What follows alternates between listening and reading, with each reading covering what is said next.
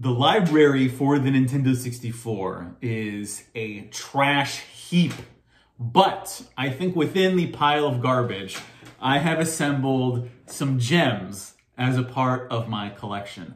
I'm your man out of Japan, Jay Contra, and this is the rest of my North American Nintendo 64 collection, and I want to start by telling you about Conkers Bad Fur Day. Now, if you're in your 30s, you're probably well aware of this game as Rare's attempt to like South Parkify their game, where originally it was going to be like a cute sort of Banjo-Kazooie style game. But what they did, and this was a big trend back in the late 1990s, they turned it into, oh, how many poop jokes and curse words can we throw into this game and still achieve an M rating.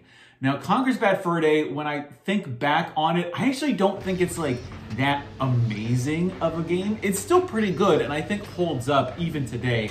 However, it's really more of like one of really the first like cinematic games that I think released for the Nintendo 64. It's one of the few fully voiced titles for the game. It has a lot of like just, you know, not even like quick time events, but just press B to do something special. So while I think there was a little bit of imagination, maybe too many movie references in this game, it's okay, but man, I don't think it's worth $100. I've talked about my love for Star Wars on this channel, and while I do not think the prequels are good movies, there's been a weird, like, modern reassessment that actually the prequels maybe weren't completely terrible, unlike what I think a lot of people my age think. But we did get some good games out of it. One of those games was Star Wars Episode 1 Battle for Naboo, which you can kind of see as like a follow-up to Rogue Squadron. I don't think it's as good as Rogue Squadron because the vehicles that you can choose are pretty limited, but it is interesting that you've got like the ground missions and the missions where you fly around, or even space battles. It's, I think, still a pretty good game, and especially if you like the Rogue Squadron series, why not add another title to the list? It's still very fun to play even today.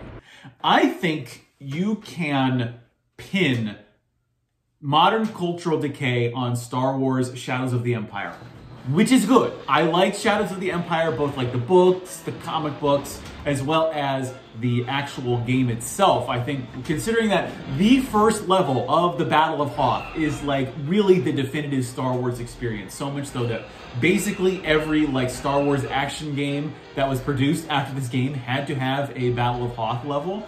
The only problem with Shadows of the Empire, however, is that as a media property, it basically set up like the media multiverse of every adaptation has to be in like 5 different forms of media.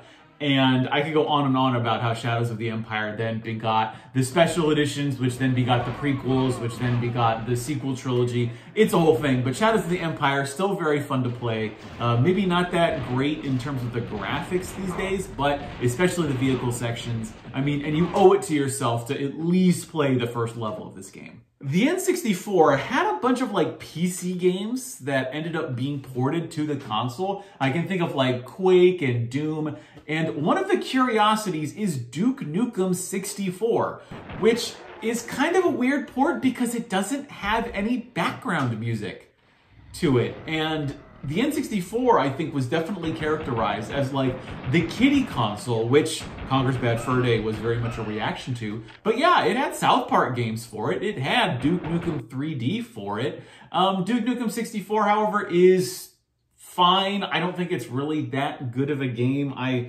Having played now games like Duke Nukem Forever, I appreciate the franchise as sort of like a relic of the 1990s. But I don't know if it's worth playing these days. What many people will say is worth playing is, of course, GoldenEye 007, one of the premier first-person shooters. I think it's still a very good game. It's still very playable today. However, I do think that Perfect Dark is the better game. But if you want the definitive James Bond experience, you have to play GoldenEye. I think that Mario Kart 64 is the worst 3D Mario Kart. I don't know if I would put it above Super Mario Kart. However, Mario Kart 64, I think, is really just kind of annoying because you don't get like a super turbo boost whenever you're doing the Tokyo drifts.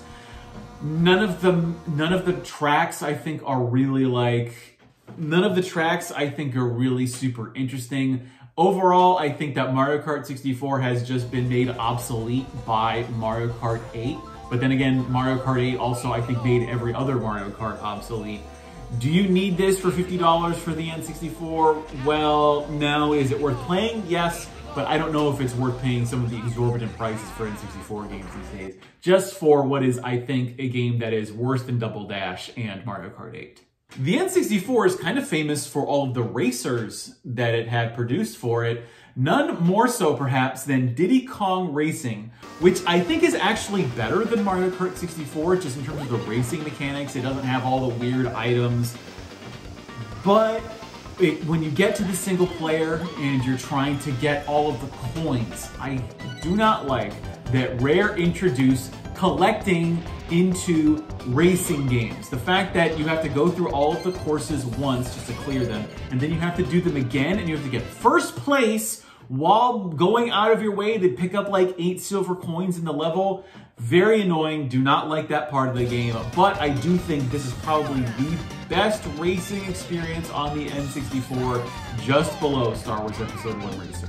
I think that Star Fox 64 is the Empire Strikes Back of the Star Fox series, because Star Fox for the Super Nintendo, not the greatest because of the frame rate issues. Star Fox 64 is one of the best vehicle shooters of all time. I don't know if I would maybe even put it up higher than Rogue Squadron.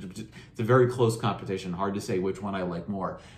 But Star Fox, I think, kind of went downhill after this game. I will say, I have not played Assault yet for the GameCube. I have played Star Fox Zero, which was great, but it was not Star Fox 64, unfortunately. But considering that this game, I think even today, is still not terribly expensive, and I know there was a 3D re-release for the 3DS, but man, the N64 version, I think, still hits as one of the greatest games of all time.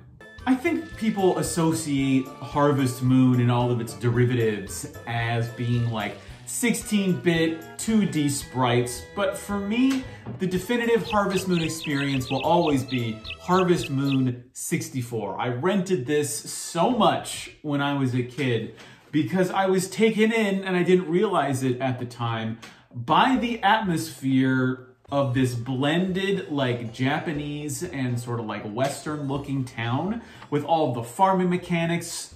I think what really got me in the game is just being able to grow something that is your own and to develop and build out a farm according to your own principles. And so who would not want to do that? And of course, we have all of the resultant Stardew Valleys and Song of Seasons, whatever Harvest Moon ended up morphing into. Harvest Moon 64, I would recommend if it wasn't like $100+ these days, but you know there are other ways to play it. So I would give it at least a shot, especially if you're into things like Stardew Valley. I still think that the game holds up today. A majorly underrated aspect of the N64 is the amount of fighting games on the system, one of them being Killer Instinct Gold. I don't think I can appreciate Killer Instinct Gold as much as a true fighting game fan would, simply because I am not good at combos. And I would say that Killer Instinct Gold is much more reliant on combos than it is really special attacks. I know that combos are a significant portion of any fighting game. However, I feel like Killer Instinct really like amplifies the amount of damage that combos do. And because I'm just not good at fighting games, I can't really play Killer Instinct the way that it was intended. Next up, we have Space Station Silicon Valley, which is, as far as I know, the only game that is not compatible with the N64 memory expansion pack. There is some kind of bug in the game that will just, whether you're playing a regular level or especially if you're trying to watch any of the cutscenes in the game, your system will just hard crash. So you have to have a jumper pack on hand in order to play what is a fairly good game. Space Station Silicon Valley is where you're like the microchip off of a robot, and that microchip can go around and it can like take over these robotic animals that are on this space station, meaning that there is a ton of variety of the ways to play, and when you're going through a level, you will very often have to inhabit many different robot animals in order to solve the puzzle and get to the teleporter at the end of the level. It is fun, it is very British, and it's one of the weirder, quirkier games that are available on the system. Finally, I want to talk about Pokemon Snap. Now, I've talked about some other games that are very important to me in my collection.